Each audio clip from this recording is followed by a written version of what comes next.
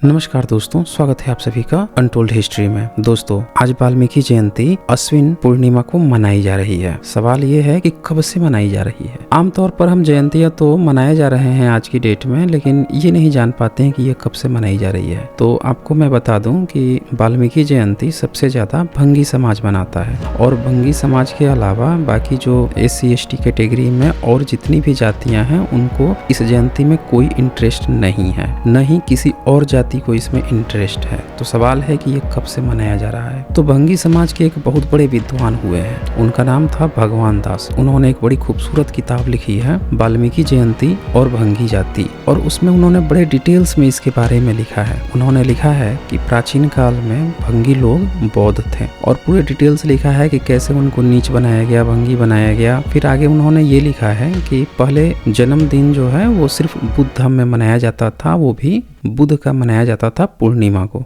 Sikhism में भी पहले जयंती नहीं मनाया जाता था गुरुओं का, लेकिन 1930 में खालसा पंथ ने ऐसा सोचा कि हम लोग भी जो गुरु नानक हैं उनकी जयंती मनाएं। तो उन्होंने 1930 कॉमन एरा से गुरु नानक की जयंती मनानी शुरू की। तो उनकी देखा देखी ही जो भंगी समाज है उन्होंने भी अपना एक नया गुरु वाल्मीकि को बना लिया था। तो उन्होंने भी वाल्मीकि जयंती बनानी शुरू कर दी। लेकिन इससे हुआ क्या, अब एक ही दिन में दो अलग अलग कम्युनिटी जो है बर्थडे मना रही थी। तो इससे समाज दो भागों में बंट गया। तो जैसे देश आजाद हुआ, भारत की सरकारें बनी, तो एक लंबा संघर्ष शुरू हो गया। ये संघर्ष अगले 15, 20 साल, 25 साल तक चलते रहा। फिर जाकर ये तय हुआ कि वाल्मीकि समाज अब कार्तिक पूर्णिमा को न बना के बल्कि अश्विन पूर्णिमा को वाल्मीकि जयंती मनाएगा। और तब से अब तक अश्विन पूर्णिमा को ही वाल्मीकि जयंती मनाई जा रही है। यानी ये जयंती बहुत पुरानी नहीं है। वाल्मीकि का अपना कोई भी इतिहास किसी को नहीं पता है, उनको सब लोग काल्पनिक मानते हैं। वाल्मीकि रामायण भी काल्पनिक मानी जाती है। खैर, एक समाज इससे अब जुड़ चुका है और इसकी जयंती मना रहा है। तो इसकी डिटेल्स जानने के लिए तो आइए हम इसको थोड़ा डिटेल्स में जानते हैं।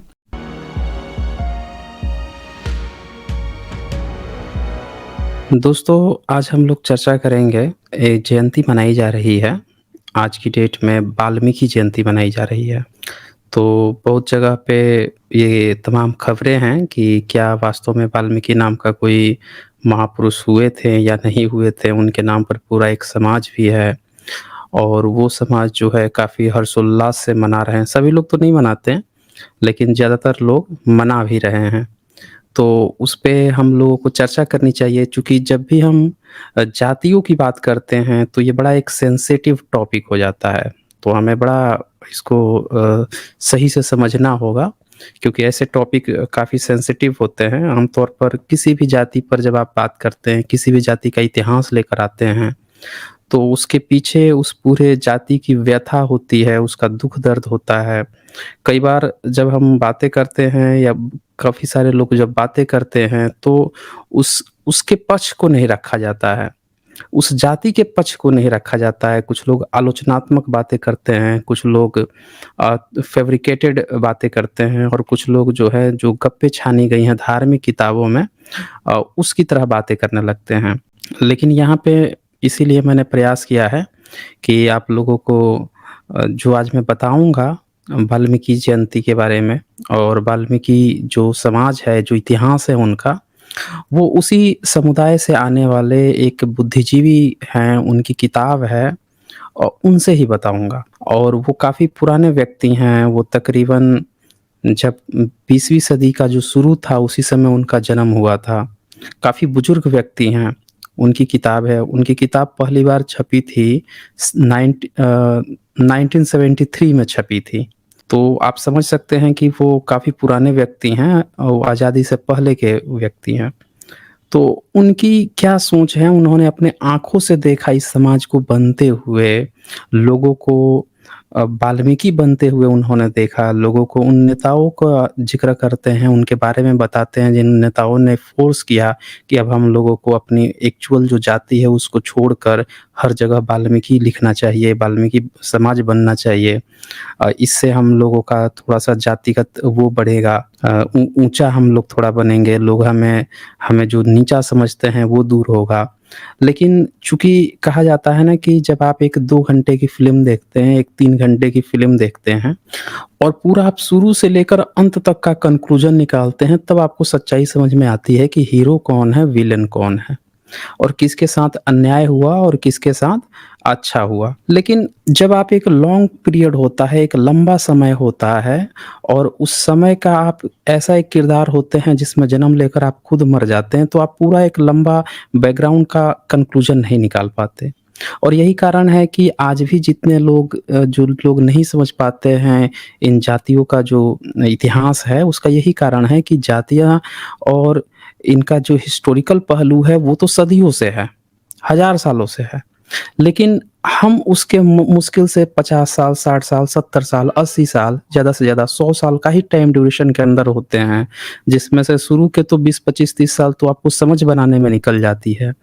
तो आप नहीं समझ पाते हैं पूरा और इसीलिए बाकी लोग भी नहीं समझ पाते हैं, यही कारण होता है। तो चूँकि उनके सामने ही वाल्मीकि समुदाय बनना शुरू हुआ था, इसीलिए उन्होंने इस चीज़ को बड़े अच्छे से डिटेल से गहराई से लिखा। उन्होंने पूरा इसका हिस्टोरिक पहलू भी लिखा। और ये जो बात है कि भई वाल्मीकि ब्राह्मण थे या लोग कहते हैं कि मेहतर थे या भंगी समुदाय से थे या तरह-तरह के और जो समुदाय की बात आती है, ये थे। इस पर भी हम लोग चर्चा करेंगे, वो लास्ट में हम लोग करेंगे। और मेरा ये भी अ, रिक्वेस्ट रहेगा कि जो भी लोग जो इस समुदाय से अपने को जोड़कर देखते हैं, वैसे तो मेरा मानना है कि हर इंसान इक्वल है, बराबर है, कोई भी ना नीचा है, ना ऊँचा है, कोई कुछ सब लोग हम इंसान ही हैं। पर मैं फिर भी कहूँगा कि जो लोग जोड़कर खुद को देखते हैं और वो अपनी विचार साझा करना चाहते हैं, तो जैसे ही ये प्रेज़ेंटेशन खत्म होती है, आप सभी का स्वागत है। आप सभी जुड़ें और जुड़कर अपनी बातें ज़रूर रखिएगा। ताकि पब्लिक को पूरा एक्चुअल सच्चाई जो है वो सामने आना चाहिए। जब तक हम इस पर खुलकर बातें नहीं करेंगे, तब तक जो समस्याएँ हैं वो सॉल्व नहीं होंगी। क्योंकि बहुत सारे लोग तो पता भी नहीं है कि बहुत सारे समुदाय हैं उनमें इस तरह की भी प्रॉब्लम है। लोग नाम तक बदलना चाहते हैं, तो आप इसे समझ सकते हैं कि कितनी बड़ी प्रॉब्लम है। तो इसीलिए सच्चाई सामने लाना बहुत ज़रूरी है। तो चलें हम लोग आगे बढ़ते हैं। मैं सबसे पहले तो जो बुक है वो दिखाना आप लोगों को पसंद करूँगा, वो मैं दिखा देता हूँ, ये कौन-सी बुक है और फिर हम लोग इस पर चर्चा करेंगे। ये मैं शेयर करता हूँ। हाँ, हाँ, ये बुक है वाल्मीकि जयंती और भंगी जाति। इसको थोड़ा-सा मिनिमाइज़ कर देता हूँ।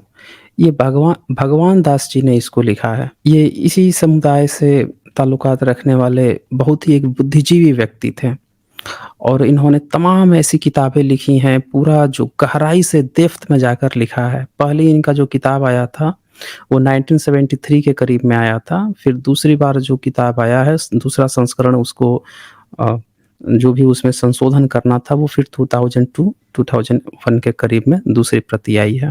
तो ये आप लोग पढ़ सकते हैं। अभी हाल ही फिलहाल में कम्मल भारती जी की भी पुस्तक आई है वाल्मीकि समुदाय पे, तो और बाबा साहब अम्बेडकर दोनों कॉम्बिनेशन है। तो वो भी आप पढ़ सकते हैं, वो भी बहुत ज़बरदस्त किताब है। तो चलें हम लोग आगे बढ़ते हैं, मैं दिखाता हूँ इसमें कि क्या चीज़ें हैं। सबसे पहले तो हम आ जाते हैं उस पॉइंट पर। इसमें शुरू में वो बहुत सारी बातें बताते हैं, उसका पूरा इतिहास बताते हैं, दिखाते हैं कि वो ये भी बताते हैं कि उनको ये किताब लिखने की ज़रूरत क्यों पड़ी, ठीक है ना? वो बताते हैं, फिर ये बताते हैं कि कौन-कौन से लोग हैं जो लोग अपने को आज वाल्मीकि कह रहे हैं। तो उसमें नाम आता है लाल बेगी, जो लाल बेगी थे, उनका एक नाम आता है कि ये लोग जो हैं लाल बेगी अपने को कहा करते थे, वो लोग आजकल अपने को कहने लगे हैं कि हम वाल्मीकि हैं। और भी कई सारे समुदाय हैं, वो सारी उसकी बातें कहते हैं, वो लिखते हैं कि जनगणना विभाग की तैयार की गई रिपोर्ट से पता चलता है कि लालबेगी केवल उत्तरी भारत के हिंदी भाषी भाग में ही मौजूद थे। पंजाब, दिल्ली, उत्तर प्रदेश, बिहार, राजस्थान, सीपी एंड बरार जैसे आज मध्य प्रदेश और विदर्भ कहते हैं में ही कुछ भंगी जातियों ने अपना धर्म या जाति का नाम लाल बेगी या वाल्मीकि लिखवाया। इस बात को जरा समझिएगा। जब जनगणना हुई तो ऐसे तो कोई रजिस्टर नहीं है कि कौन किस जाति का है, समुदाय का है। ये तो अंग्रेज आए थे, उन्होंने जनगणना कराई, तो सबको अपना-अपना जाति समुदाय बताना पड़ा, तब लोगों का पता चला कि अच्छा लोगों को कौन क्या कहता है। जैसे ब्राह्मणिकल सिस्टम जो है दूसरों को कहता था अच्छा तू इस जाति का है, तू उस जाति का है, तू ये है, तू वो है। जब जनगणना हुई तो उसमें अब अंग्रेज तो पता लगा रहे थे ओरिजिन कि भैया आप क्यों समुदाय से हैं, आप कैसे पीछे हैं, ये हैं। या फिर आज़ादी के बाद से जब भारत में भी स्वतंत्र भारत में भी जब जनगणनाएँ शुरू हुई, हम तो सरकार ने जब निकालना शुरू किया डेटा, तो लोगों को बताना पड़ा कि हमको भाई दूसरे लोग इसी नाम से जानते हैं। तो यहाँ पे आपने देखें कि ये जो जातियाँ थीं बता रहे हैं भंगी जाति, इन लोगों ने और इन राज्यों के जो हिंदी भाषी क्षेत्र के जो राज्य थे, इन लोगों ने ही अपने को वाल्मीकि लिखवाया। दोस्तों एक बार कन्फर्म कर दीजिएगा कि साउंड अच्छे से आ रही है ना? ये लिख रहे हैं साउंड की क्वालिटी एक बार ज़रूर बता दीजिए कि साउंड क्लियर आ रहा है कि नहीं? साउंड में अगर गड़बड़ी है तो बता दीजिएगा, ठीक है? क्लियर साउंड अगर जिन लोगों ने हेडफ़ोन, ईयरफ़ोन लगाया हुआ है वो कन्फर्म करें कि आवाज़ जो है वो बिल्कुल क्रिस्टल क्लियर आ रही है या कुछ गड़बड़ है।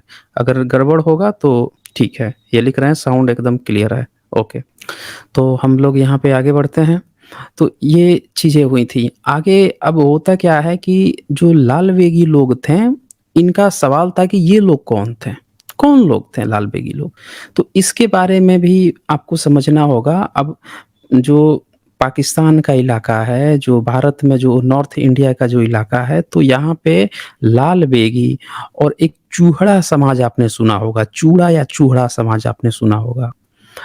और इस तरह के और भी कई सारे नाम हैं, तो ये सारे नाम अभी देखें कि हलाल खोर एक नाम होता है जो मुस्लिम बन गए हैं और उनमें और भी बहुत सारे नाम हैं जो मैं आगे बताते जाऊँगा। तो ये सभी लोग जो हैं इसी समुदाय से, भंगी समुदाय से थे सब धीरे-धीरे बँटे हैं। ये देखें ये क्या बताते हैं तो इसमें जो है तो इसमें से देखें ये लिखते हैं यूँ तो वारिस शाह ने अपनी रचना हीर में चूहड़ा जाति के धर्म तथा लाल बेग का जिक्र किया है, परंतु वारिस शाह जंग के इलाके के वसनीक थे और वहाँ मुसल्ली और कुटाना जाति के लोग भंगी का काम करते थे।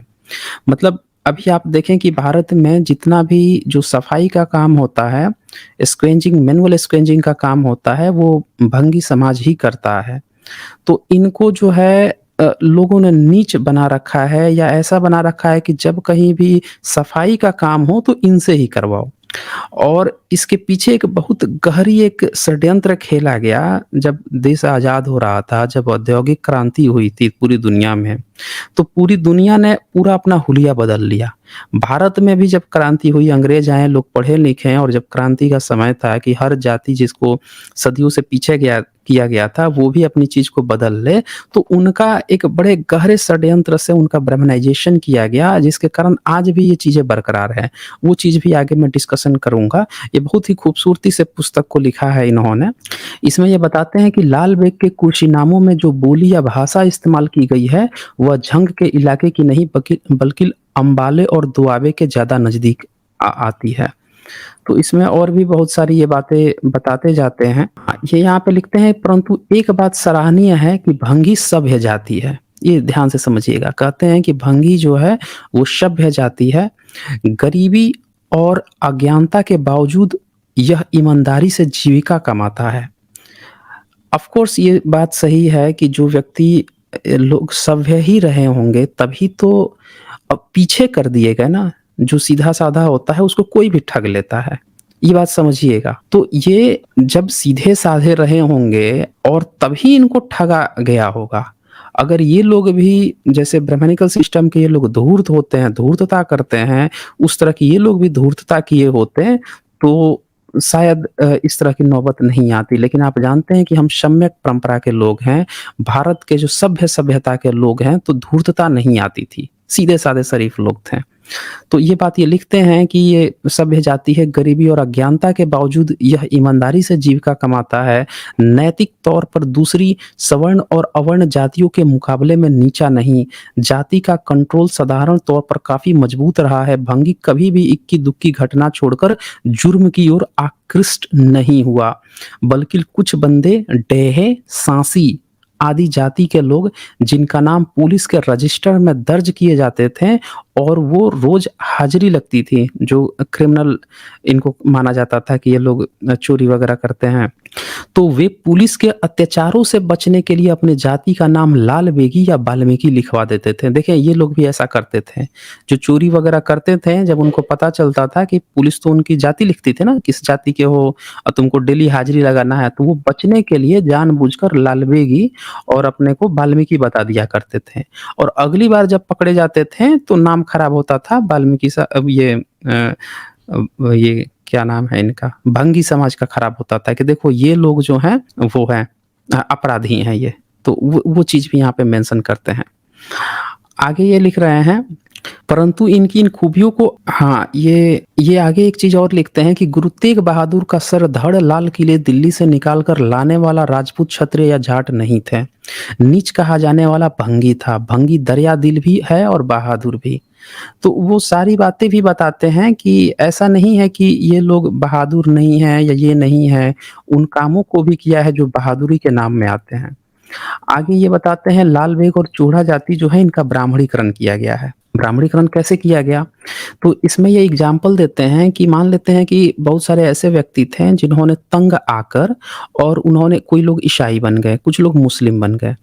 तो अगर कोई, जिसको ये लोग नीच कह रहे हैं, वो अगर ईसाई बन जाता है या फिर मुस्लिम बन जाता है तो पढ़ लिख कर और वो कुछ बन सकता था। एग्जाम्पल भी देते हैं कि बहुत सारे जो चूड़ा समाज के लोग थे वो आज तक मैनुअल स्क्वेंचिंग करते रह गए, लेकिन जो कन्वर्ट हो गए क्रिश्चियन में, वो जाके जज बन जा रहे थे, वो अच्छे-अच्छे पोस्ट पे चले जा रहे थे। तो ये वही बोलते हैं कि इनके कन्वर्जन से इनको फ़ायदा हो रहा था, तो ये कन्वर्ट हो रहे थे। लेकिन ब्राह्मणिकल सिस्टम ने इनको ब्राह्मण भी बनाए ब्राह्मणवादी संरचना में फँसाए रखा और आगे भी नहीं बढ़ने दिया। ये चीज़ ध्यान से समझिएगा। बड़ा अच्छा इन्होंने इसमें कन्क्लूज़न निकाला है कि ये लोग इसीलिए तंग आके रोजगार के लिए या किसी भी चीज़ से ईसाई बन रहे थे, मुस्लिम बन रहे थे। लेकिन जो हिंदू में रहते हुए, लिखते हैं, हिंदू रहते हुए भंगी या चूड़ा जाति का आदमी उन्नति नहीं कर सकता था। शिक्षा के दरवाजे हिंदू धर्म ने उसके लिए बंद कर रखे थे। दस्तकारी वह सीख नहीं सकता था। व्यापार या कृषि उसके लिए निषिद्ध थे। जमीन खरीदने का भी अधिकार उसे नहीं था। केवल खेत मजदूर या चौकीदार नौकर रखा जाता था। केवल ईसाई मिशन स्कूल उसे शिक्षा देते थे। शिक्षा पाकर भी उसे नौकरी की खातिर धर्म परिवर्तन करना पड़ता था। वह आमतौर पर ईसाई धर्म की शरण में चला जाता था। तो इसी तरह से ये लोग ईसाई इसलिए बन जाते थे कि पढ़ाई जब कर लोगे तो नौकरी तभी मिलेगी जब आप धर्म परिवर्तन कर लोगे।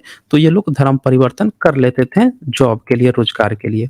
तो ये और भी एग्जाम्पल देते हैं कि जब ईसाई बन के अच्छे-अच्छे पोस्ट पर चले गए, लेकिन ये जो है, और देखें बहुत तेज़ी से ये लोग, भंगी समाज जो है, वाल्मीकि समाज जो है, वो बड़ी तेज़, जो आज वाल्मीकि कहा जा रहा है, उस समय भंगी ही कहा जाता था। लिखते हैं, ये इन्होंने एक अंग्रेज का भी हवाला दिया है, जॉन डब्ल्यू यॉन्गसन का हवाला दिया है, जो लिखते हैं, जिस तेज रफ्तार से भंगी ईसाई कलीसिया में प्रवेश कर रहे हैं, यह संभव है कि बहुत जल्द उनका धर्म एक भूली कहानी बनकर रह जाएगा। ये देखें, ये क्या लिखा है, under Chura and Lalbeg, encyclopedia of religion and ethics see under Chura and Lalbeg. ये लोग बहुत तेजी से ईसाई में कन्वर्ट हुए थे। आप समझ सकते हैं कि ब्राह्मणिकल सिस्टम ने कितना ज्यादा इनका शोषण किया होगा। तो ये और भी बातें हैं। अब सवाल आता है कि ये लालबेग कौन थे? ठीक है ना, ये लालबेग कौन थे? अच्छा, उससे पहले जो है एक चीज और देख लीजिए, ये जो कन्वर्जन था, इसको रोका किसने? तो कन्वर्जन को रोका था आर्य समाजी ने। आर्य समाजी जो है, इसने ऐसा काम किया। इसके दो निशाने थे आर्य समाज का। एक तो इसने भंगी समाज को, जो दयानंद सरस्वती हैं, इन्होंने अपने यजुर्वेद भाष्य में लिख रखा है कि भंगी के शरीर से बदबू आती है, अछूत होता है, इसे दूर रहना चाहिए। तो एक ये भी चीज़ था कि उनका नाम ही बदल दो। दूसरा क्या था कि ये लोग तेजी से ईसाई भी बन रहे थे, मुस्लिम बन रहे थे, तो उनको भी कमज़ोर करके ब्राह्मणिकल सिस्टम में बनाए रखना था, क्योंकि इनके घरों की जो सफाई है, वो यही करने थे। अगर ये लोग हट जाते तो एक तो इनकी संख्या कम हो जाती है, ये लड़ने तो ब्राह्मण तो कभी लड़ने गए नहीं हैं। 1984 में भी जो दंगा हुआ था, तो दिल्ली के जो भंगी समाज के लोग थे, उनको उकसाया कांग्रेसी नेताओं ने, ये भी बात इन्होंने मेंशन की है। और जब उकसाया और सिखों पे हमले भी करवाए, और जब पुलिस पकड़ने की बारी आई तो खुद भाग गए, क्योंकि इनको तो हमेशा चाहिए कि कोई ना कोई तो पकड़ा जाना चाहिए। तो पकड़े जाने के लिए ये लोग जानबूझ के जो एससी, एसटी, ओबीसी भाई हैं, इनको भी साथ में लेकर जाते हैं, ताकि जब कोई पकड़ा जाए, जब कोई दबाव पड़े कि भाई पकड़ो इन लोगों को, तो वो फिर आसानी से इन लोगों को पकड़वा दो और खुद जो है मौज में रहो। तो ये भी बात इन्होंने नीचे मेंशन की है। अब यहाँ पे लिखते हैं कि कुछ भंगी मुसलमान धर्म की शरण में भी गए, परंतु मुसलमानों में असफल अर्जाल की तमीज तथा जातीयता के कारण वे मुसलमानों में मुसल्ली, शेखा, हलालखोर आदि ही बने रहे। बिहार तथा उत्तर प्रदेश में ही उनकी बड़ी संख्या दिखाई देती है। लखनऊ में आज भी शेखा मुसलमान, भंगी तथा हलालखोर मौजूद हैं। ये आप यहाँ पे देख सकते हैं साफ-साफ कि ये जो मुस्लिम भी बने हैं, लेकिन वहाँ पे भी उन्हें इज़्ज़त नहीं मिली है, वहाँ भी उन्हें नीचा ही बना के रखा गया है। और वहाँ पे देखें ये क्या कहते हैं बाकी के मुस्लिम, वो उनको कहते हैं शेखा, मतलब मुसलमान भंगी, और हलालखोर कहते हैं। ज़रा सोचिए कि धर्म परिवर्तन करने के बाद भी जो इज़्ज़त वो चाह रहे थे, वो उन्हें वहाँ भी नहीं मिलती है। और देखें, ये किताब थोड़ी-सी उर्दू लफ्ज़ की है, क्योंकि जो लेखक हैं उनको उर्दू ही आती थी। हिंदी उस समय बहुत ज़्यादा प्रचलन में नहीं थी। हिंदी तो मुश्किल से 50-60 साल में बनने शुरू हुए हैं। 100 साल के अंदर धीरे-धीरे लोगों ने सीखा है, नहीं तो सब लोग उर्दू ही आती थी सभी लोगों को। और विशेषकर जो गैर ब्राह्मणवादी लोग थे, जो एससी, एसटी, ओबीसी समाज के थे, उनको उर्दू ही आती थी, क्योंकि ये लोग पढ़ने नहीं देते नहीं थे, ब्राह्मणिकल सिस्टम के लोग। तो जो मुस्लिम वगैरह थे, उनके मदरसे वगैरह चलते थे, तो उर्दू वही लोग पढ़ते-पढ़ाते थे, तो उसके कारण ये लोग उर्दू सीख जाते थे। तो ये भी बात इन्होंने लिखा है इसमें। अच्छा, इसके बाद से जो है, अब मैं आप लोगों को वो पॉइंट दिखा देता हूँ। ये लाल बेग कौन थे? लाल बेग को इन्होंने बताया है कि वो एक बौद्ध भिक्षु, ऐसा अंदेशा है कि वो बौद्ध भिक्षु थे। देखिए यहाँ पे लिखते हैं कि भंगी अलग-अलग धर्म के अनुयायी रहे हैं। भंगियों में बौद्ध धर्म की प्राचीन काल से प्रभाव रहा है। देखिए ये बात यहाँ पे लिखते हैं कि भंगियों ने, स्क्रीन पे आप देख पा रहे होंगे कि बौद्ध धर्म का प्राचीन काल से प्रभाव रहा है। हालाँकि जब ये किताब ये लिख रहे थे, तब तक बौद्ध मार्ग का सोचिए उतना ज़्यादा ये जागृति नहीं थी, फिर भी लेखक ने उतने पुराने समय में भी ये बात पकड़ ली है कि जो भंगी समुदाय है, उसका ताल्लुकात बौद्ध समुदाय से रहा होगा। ये देखिए कितनी खूबसूरती है, जो बातें आज हम लोग 50-60 साल बाद जो हम लोग हिस्ट्री खोज रहे हैं, निकाल रहे हैं, अभी भी बहुत सारे लोग नहीं समझे हैं। ये इतने पुराने लेखक हैं, 1973 के लेखक हैं, जिस समय उतना बुद्ध मार्ग का नहीं प्रचार था, और तब भी इन्होंने ये बात यहाँ पे लिखी है कि भंगियों में बौद्ध धर्म का प्राचीन काल से प्रभाव रहा। इस धर्म में बहुत बातें यहूदियों से मिलती-जुलती नजर आती हैं। एक खुदा का विश्वास यहूदी तथा मुस्लिम प्रभाव का प्रतीक है। मतलब जो यहूदी थे, जो बाद में ईसाईयत है, मुस्लिम है, उनका भी प्रभाव पड़ा, लेकिन प्राचीन काल से जो उनके अंदर प्रभाव था, वो बौद्ध मार्ग का ही, बौद्ध धर्म का ही प्रभाव था। आगे लिखते हैं, कुर्सी नामों में गौतम बुद्ध का नाम केवल भंगियों की प्रार्थना में आता है। देखिए एक बड़ा खूबसूरत पॉइंट यहाँ पे इन्होंने दिया है कि जो लाल बेग लोग होते हैं, उनका एक कुर्सीनामा हुआ करता है। उनके जो टेम्पल्स बनते हैं, वो जो अपना टेम्पल भी बनाते हैं, वो बौद्ध स्तूप की तरह बनाते हैं। ये भी बात इन्होंने मेंशन की है। ये बड़ा खूबसूरत पॉइंट है कि जो चूड़ा समाज है, जो चूड़ा समाज है, जो भंगी समाज है, लाल बेगी समाज है, ये सभी के सभी जो हैं अपने टेम्पल्स जो हैं स्तूप की तरह बनाते थे, और इनकी बहुत सारी चीज़ें जो हैं वो मिलती है। ये कहते हैं कुर्सी नामों में गौतम बुद्ध का नाम केवल भंगियों की प्रार्थना में आता है। लाल बेग के कुर्सी नामे में राम कृष्ण का नाम नहीं मिलता। यहाँ पे देखें ये क्लियर बोलते हैं कि राम कृष्ण का कोई नाम नहीं मिलता, लेकिन गौतम बुद्ध का नाम आता है इनकी प्रार्थना में। भंगी अपना एक पैगंबर या एक जाति के संत को धर्मगुरु मानते चले आए हैं। वे उसे लाल बेग, बालाशाह नूरी, बाल्मीक, बाल बाम्बरिक, बालनिक आदि नामों से याद करते आए हैं। यह लाल बेग कौन था? बालाशाह कौन था? बालनेक कौन था? बाल्मीक कौन था? कोई नहीं जानता, परंतु यह उनका विश्वास था और आज भी है कि उनकी जाति का पैगंबर नबी या अवतार था जो खुदा तक उनकी आवाज पहुंचाए। ये सब जब मुस्लिम शासन काल आया तो उस समय जब बिना ईश्वर के रहना दुर्भर हो गया, आपको ईश्वर को मानना ही था, तो उस समय जो है ये प्रभाव आ गया कि लोग अपना नबी या अपना किसी एक महापुरुष को खोजकर उसके साथ जुड़ने लगे। जब तक इस्लाम भारत में नहीं आया था तब तक किसी खास पुरुष से भारतीयों का कोई जुड़ाव नहीं था। आप देखें कि तभी लोग आए हैं, जैसे उसके बाद से आप देखें कि रैदास जी आए और उसके बाद से कबीरदास आए, उसके बाद से गुरु नानक जी आए। उसके पहले ऐसे किसी पार्टिकुलर किसी भी व्यक्ति का नाम नहीं आता, सीधे बुद्ध का नाम आता था दोस्तों। ये बात ध्यान दीजिएगा। इस्लाम आने के पहले जब तक धम्म खत्म हुआ उसके बाद से ही डिफरेंट महापुरुष अलग-अलग नाम आते चले गए और लोगों ने उनको पकड़ा क्योंकि उन्होंने देखा कि इस्लाम जो है वो भी किसी को कोई मोहम्मद नाम का व्यक्ति है उनको पकड़ के चलता है। तो सबने एक-एक अपना-अपना कुछ न कुछ पकड़ लिया। ये चीज़ ज़रा ध्यान दीजिएगा। अब यहाँ पे क्या होता है कि ये आगे लिखते हैं कि ये पूछते हैं कि भैया ये कौन है फिर? और ये बोलते हैं कि नीचे प्रार्थना के पहले भाग को पेश किया जा रहा है जिसमें ये वो कुछ पॉइंट्स बताते हैं, प्रार्थनाओं के पॉइंट्स बताते हैं कि उनकी प्रार्थनाएँ कैसे होती हैं। फिर इसके बाद वो ये बोलते हैं कि वाल्मीकि या लाल बेग से फरियाद करते हुए कहते हैं साड़ी कुक तेरे अगे तेरी कुक दूरे दरगाहें मेजर टेम्पल प्रसिद्ध स्कॉलर जिन्होंने पंजाब के किस्से कहानियों को एक जगह इकट्ठा किया, उनका विश्वास था कि लाल बेग कोई बौद्ध भिक्षु था जो भंगियों में ही रहता था।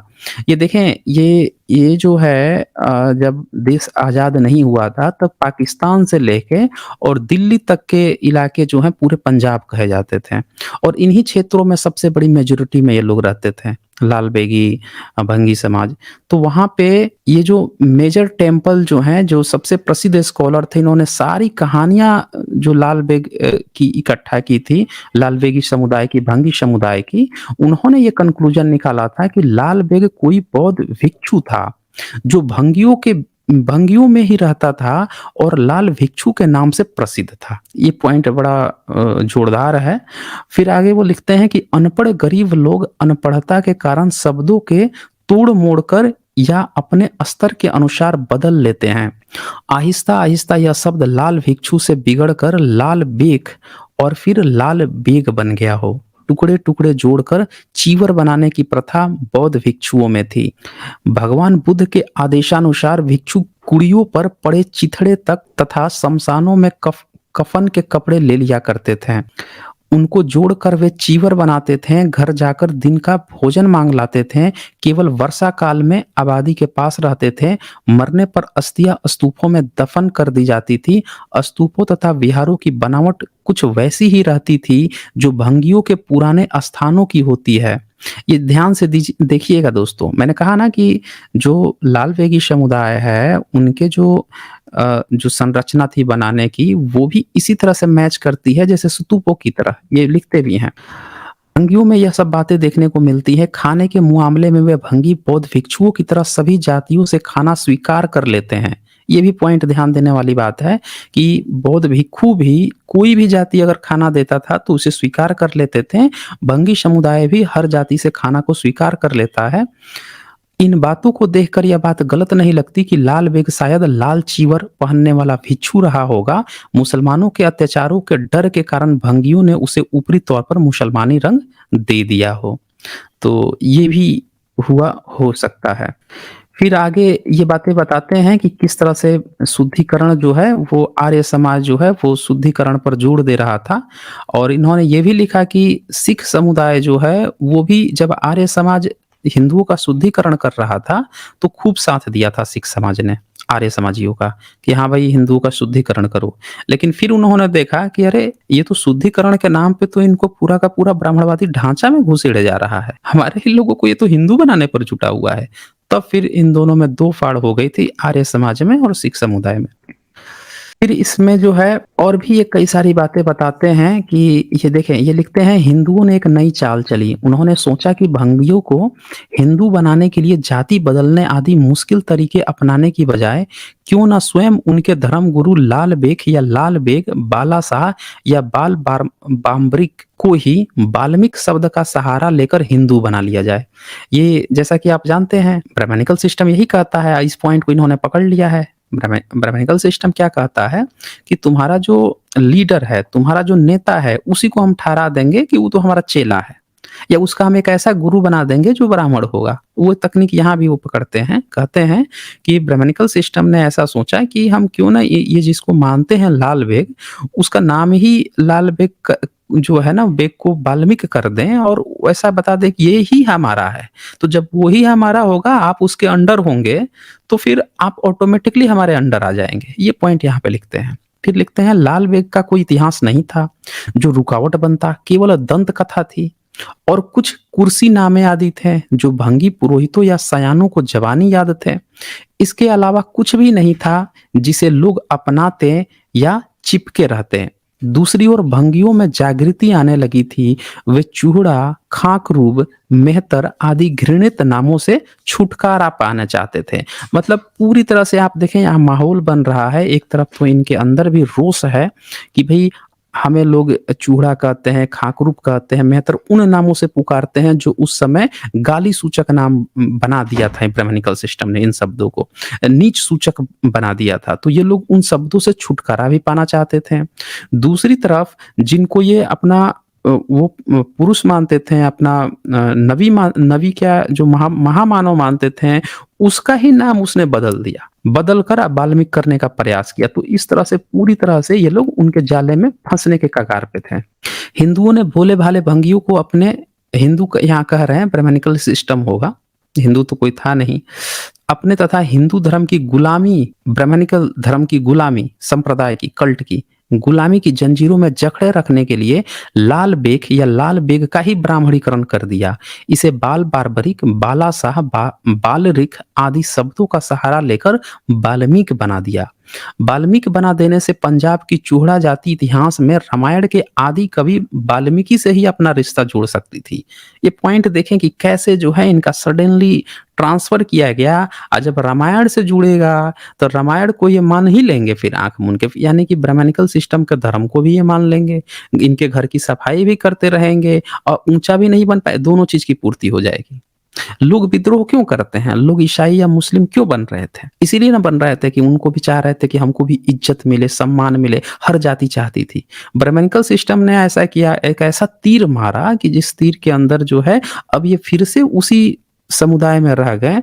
और अब महापुरुष को थोड़ा-सा समझ लिए कि अभी लाल बेग को मानते थे, अब वाल्मीकि को मानने लगे और अब जो है सफाई ही काम करते रह जाएँगे, उससे ऊपर नहीं उठेंगे, क्योंकि ब्राह्मणवादी के तो सीने पर साँप लौटने लगेगा अगर वो देख लेगा कि कोई वाल्मीकि समुदाय जो है या किसी भी समुदाय का जो व्यक्ति है जिसको ये नीच मानते हैं, वो इनके बराबर आके बैठ गया। तो ये पॉइंट यहाँ पे कहते हैं।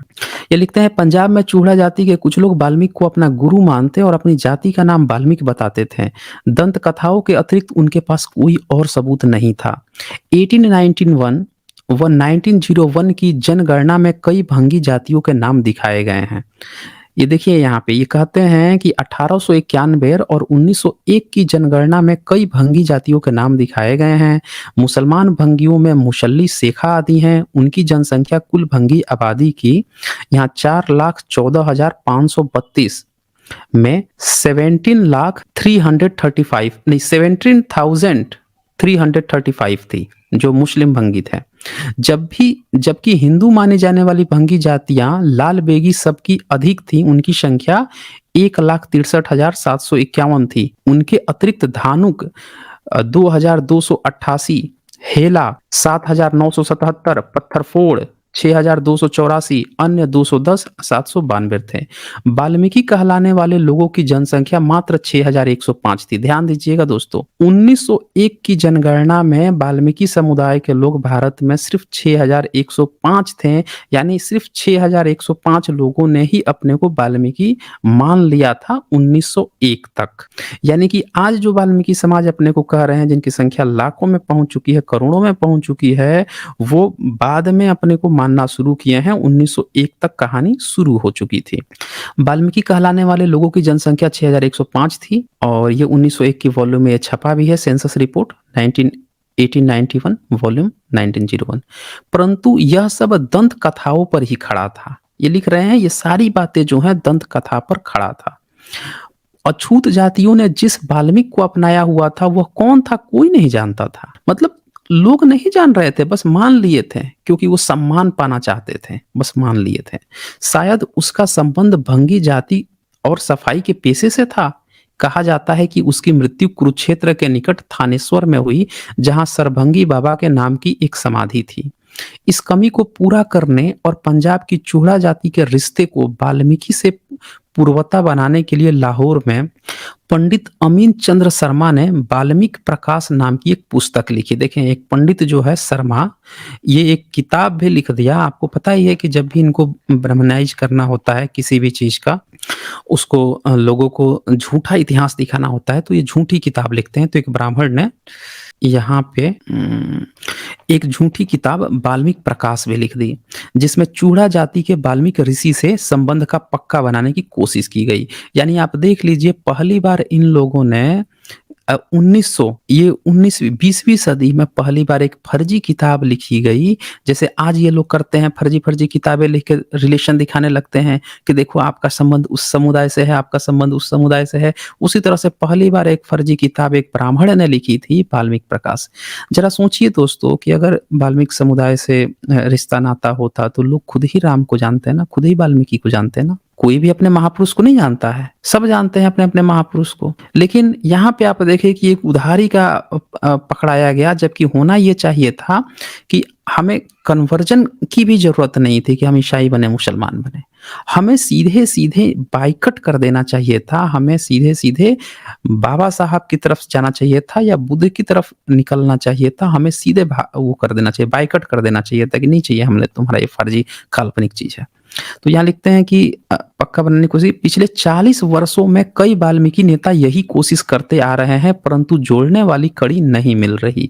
ये आप यहाँ पे ध्यान से देखिए। अब यहाँ पे उन्होंने कुछ नेताओं की भी चर्चा की है, जिन्होंने लोगों को वाल्मीकि बनने के लिए जबरदस्ती वो किया था, प्रेशर दिया था। अब बोल रहे हैं कि कोई भी उस किताब तो उसने लिख दिया फर्जी किताब, लेकिन तब भी जोड़ नहीं पाया, कोई सबूत ही नहीं मिला, कोई कनेक्शन ही नहीं मिल रहा था दोनों में। ये देखिए, जोड़ने वाली कड़ी नहीं मिल रही। अगर रामायण का लेखक वाल्मीकि भंगी होता तो यह रिश्ता जोड़ना आसान होता, परंतु ऐसा कोई धुंधला सा सबूत भी योग वशिष्ठ या रामायण या पुराणों में नहीं मिल रहा जिसमें भंगी जाति का वाल्मीकि से सीधा रिश्ता जोड़ा जा सके। मतलब कोई भी रिश्ता ही नहीं था। आप रामायण उठाएंगे, वो कह रहा है कि हम प्रचेता के पुत्र हैं।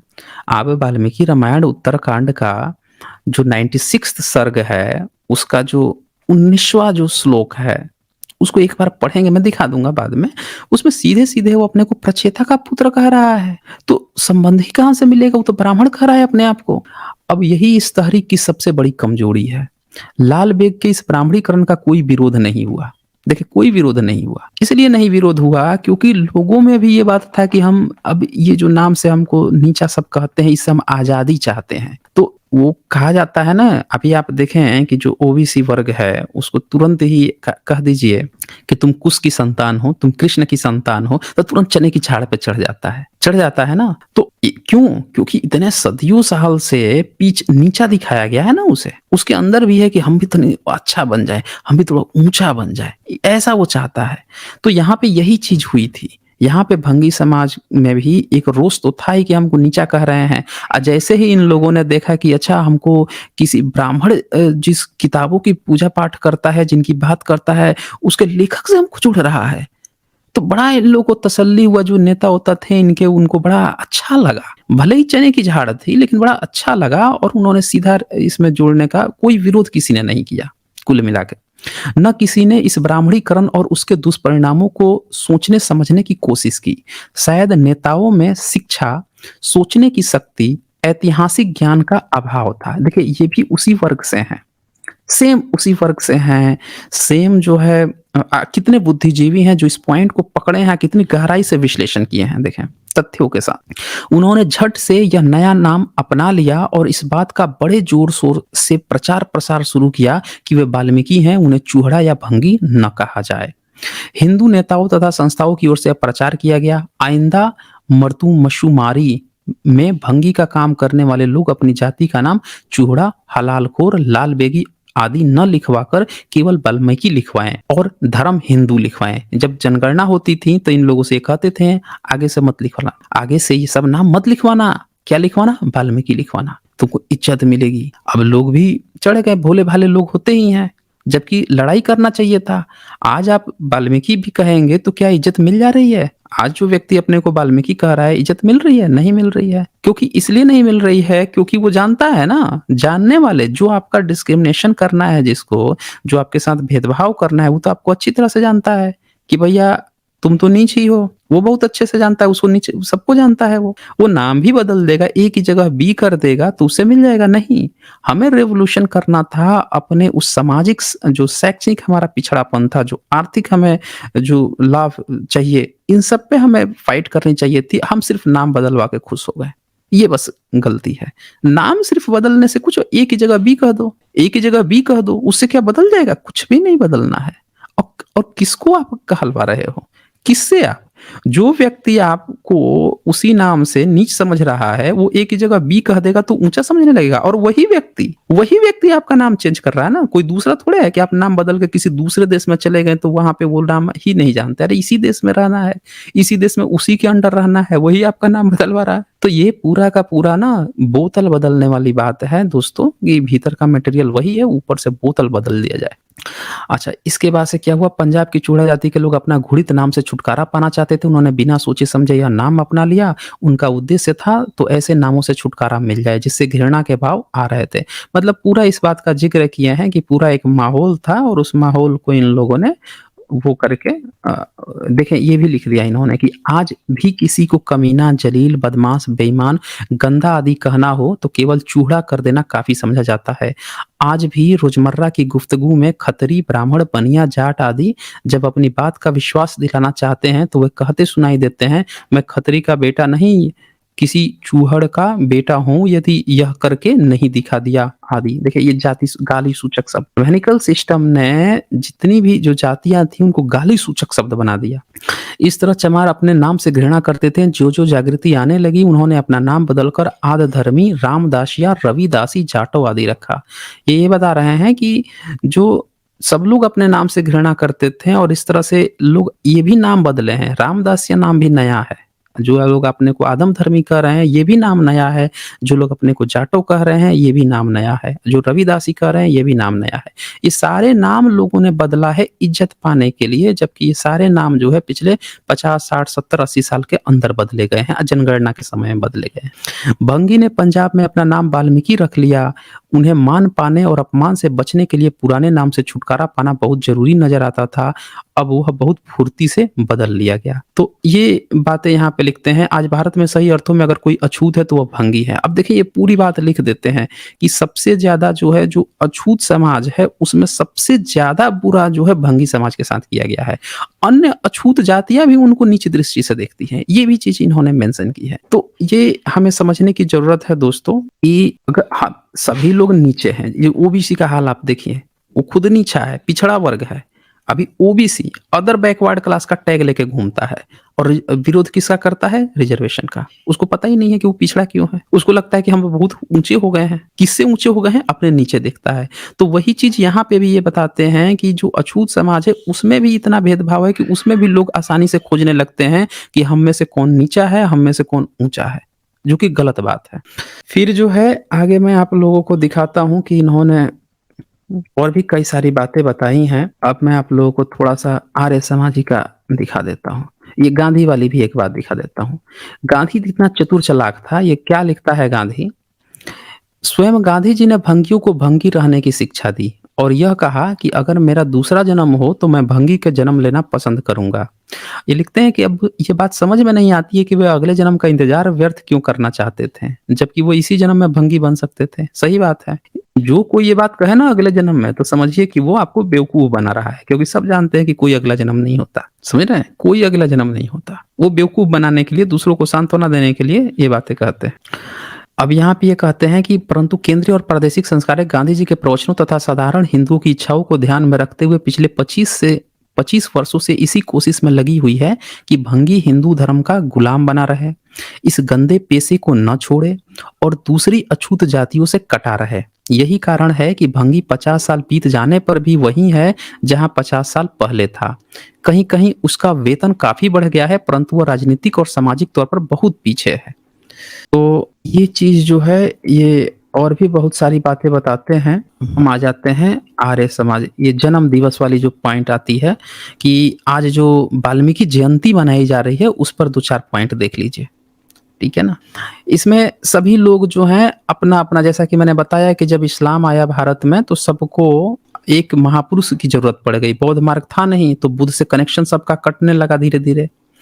अच्छा, एक बात और हुआ है कि आज जो हम लोगों को जो डेटा अवेलेबल है, चाहे वो रैदास जी का हो या फिर कबीर का हो, और भी जो बातें हैं, इनका सारा डेटा हम लोगों के पास नहीं है, क्योंकि इनकी किताबें जो अंग्रेजों के समय में ब्राह्मणों ने कंपाइल की, और चूंकि ब्राह्मणों को बुद्ध से बहुत ज्यादा एलर्जी थी, तो उन्होंने, इन महापुरुषों ने भी बुद्ध की बातें की हों, श्रमण परंपरा की बातें की हुई होंगी, लेकिन उनकी चीजों को ब्राह्मणिकल सिस्टम ने खत्म कर दिया, डिस्कार्ड कर दिया, क्योंकि आप देख ही रहे हैं कि बुद्ध का नाम ही पूरी तरह से उसको गायब करना था, उनकी सारी परंपरा को गायब करना था।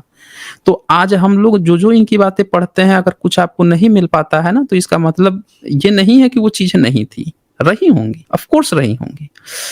हम यहाँ आगे बढ़ते हैं। तो सब लोग जो है अपना अपना ये मनाने लगे थे। अभी एक यहाँ पे बात आता है नानक जी का।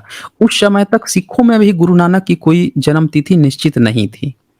ये चीज आप समझिएगा जरा कि सिख मार्ग में भी जो गुरु नानक जी का जन्मदिन है, अंग्रेज ही पहली बार जन्मदिन मनाने की प्रथा शुरू किए थे। तो उस समय अब यहाँ पे भी लोगों को अपना अपना मनाने का शुरू हुआ। अब सिख जो समुदाय था, उनके यहाँ भी अब पता लगाना शुरू किया कि गुरु नानक जी का कब है। नहीं पता चला, कोई डेटा ही नहीं था, लिखित प्रमाण ही नहीं था। अब क्या होता है, अधिकतर संत गरीब घरानों में पैदा हुए थे। जो तथाकथित ऊंची जातियों में भी पैदा हुए थे, उनकी भी सही जन्म तिथि किसी को याद नहीं थी। वे जन्म से ही बड़े व्यक्ति तो बन नहीं गए थे। जब वे प्रसिद्ध हुए तब स्वयं उन्हें अपने जन्म के बारे में सही याद नहीं था। 1930 में पटियाला की एक कॉन्फ्रेंस में खालसा पंथ ने फैसला किया। ये ध्यान से सुनिएगा दोस्तों, 1930 में पटियाला की कॉन्फ्रेंस में खालसा पंथ ने पहली बार ये फैसला किया कि कार्तिक पूर्णिमा को गुरु नानक का जन्मदिन मनाया जाया करे। उन्होंने तय किया था कि कार्तिक पूर्णिमा के दिन हम लोग ये चीज मनाएंगे, गुरु नानक जी का। वाल्मीकि भी कार्तिक पूर्णिमा को ही अपने गुरु का जन्मदिन मनाने लगे। अब ये, चूंकि ये दोनों लोगों का जो क्षेत्र था, ये नॉर्दर्न इंडिया था, विशेषकर दिल्ली से पूरा पाकिस्तान तक का एरिया, ये पूरा क्षेत्र था। तो इसी में जब उनका मनाया गया गुरु नानक जी का, तो जो वाल्मीकि समुदाय भी था, चूड़ा चूड़ा समाज से लेकर बंगी समाज, पूरा का पूरा जो अकाउंट था, सभी लोग जो है इसी दिन, जिस दिन गुरु नानक जी का था कार्तिक पूर्णिमा को, उसी दिन ये भी मनाने लगे। पंजाब में वे हर बात मार्गदर्शन या नकल के लिए हिंदू या सिखों की ओर देखा करते थे। अब ये वाल्मीकि समाज जो था ना, इसमें सबसे पहले अगर किसी को उसकी कला सभ्यता खत्म करनी हो, तो एजुकेशन खत्म कर दो और उसका इकोनॉमिक हालत खराब कर दो। यही दो चीज तो खराब की थी, तभी तो लोग अछूत बने ना, और कोई तो बात थी नहीं। तो एजुकेशन खत्म हुआ तो सामाजिक रूप से वैसे ही पिछड़ापन हो जाएगा, आर्थिक खत्म होगा तो भी सामाजिक रूप से पिछड़ा होगा। तो यहाँ पे ये हमेशा ही ये चीज देखते थे कि चलो हमारे सामने एक तो जो ब्राह्मणवादी जो करेगा, उससे हम कुछ नकल करके काम करेंगे, हम भी कुछ जन्मदिन मना लेंगे। और दूसरा चीज क्या था कि ये सिख समुदाय आगे था उस समय, क्योंकि जो खत्री समुदाय है, जितने भी गुरु थे, ये सब लोग खत्री समुदाय से हुआ करते थे। लेकिन खत्री समुदाय को ऐसा माना गया है कि ये वर्ण व्यवस्था में नहीं आते थे। तो ब्राह्मणिकल सिस्टम से हमेशा टकराहट रही है खत्री समुदाय की। खत्री समुदाय के बारे में ये भी है कि इन्होंने बुद्ध मार्ग को वो कर लिया था, एक्सेप्ट कर लिया था। लेकिन फिर जब बुद्ध मार्ग खत्म हुआ है तो फिर धीरे-धीरे ह्रास होने लगा था। लेकिन फिर जब गुरु आते हैं तो फिर से ये स्ट्रॉन्ग हुआ। तो इन्होंने पूरा हक दिया जो जितने अछूत समाज थे, और ये सारे लोग उसमें आते चले गए। तो इसीलिए आप देखें कि आज का जो सिख समुदाय है, ये कॉम्बिनेशन है। ये कॉम्बिनेशन है, एक तरह से आप कह सकते हैं गैर ब्राह्मणवादी है। लेकिन दिक्कत क्या हुआ कि गुरु के जाने के बाद से ये इतना स्ट्रांग नहीं रहा। जितनी जातियों ने एक्सेप्ट किया था सिख मार्ग को, वो अपनी जातियों का जो चीज था ना, वो छोड़ नहीं पाए। एक दूसरे से, जो जिस जाति से वहां पे गया था इज्जत सम्मान पाने के लिए, वहां जाके भी अपनी उस जाति को बरकरार रख के रह गया। तो यही कारण है कि आज भी जातिवाद देखने को मिल रहा है सिख मार्ग में। तो हम लोग एक पॉइंट हमें समझने की जरूरत है कि हम कोई सा भी धर्म अपना लें, कोई से भी धर्म में चले जाएं, हम जातीयता का जो टैग है वो क्यों नहीं छोड़ना चाहते हैं। ये सब पे क्वेश्चन है, हर व्यक्ति पे, हर समुदाय पे क्वेश्चन है कि हम क्यों नहीं छोड़ना चाहते हैं। सिख मार्ग इसका जीता जाता है उदाहरण है। हाँ, तो यहाँ पे अब देखें कि क्या होता है कि ये लोग वहां पे देखा करते थे कि भाई हिंदू मतलब ब्राह्मणिकल सिस्टम क्या कर रहा है और सिख क्या कर रहे हैं, तो उस पर ये आधारित है। पंजाब में हर बात मार्गदर्शन या नकल के लिए हिंदू या सिखों की ओर देखा करते थे। भारत स्वतंत्र होने पर पंजाब में कांग्रेस सरकार बनी, जिसमें जालंधर होशियारपुर के कुछ भंगी लीडर ही विधानसभा के मेंबर बने। श्री यशवंत राय, जो प्रोफेसर यशवंत राय के नाम से प्रसिद्ध हुए, केंद्रीय विधानसभा के मेंबर हुए। होशियारपुर के भक्त गुरदास और जालंधर के चौधरी संत राम विधानसभा के मेंबर बने। वाल्मीकियों की मांग थी कि वाल्मीकि जन्मदिन की छुट्टी गजट की जाए।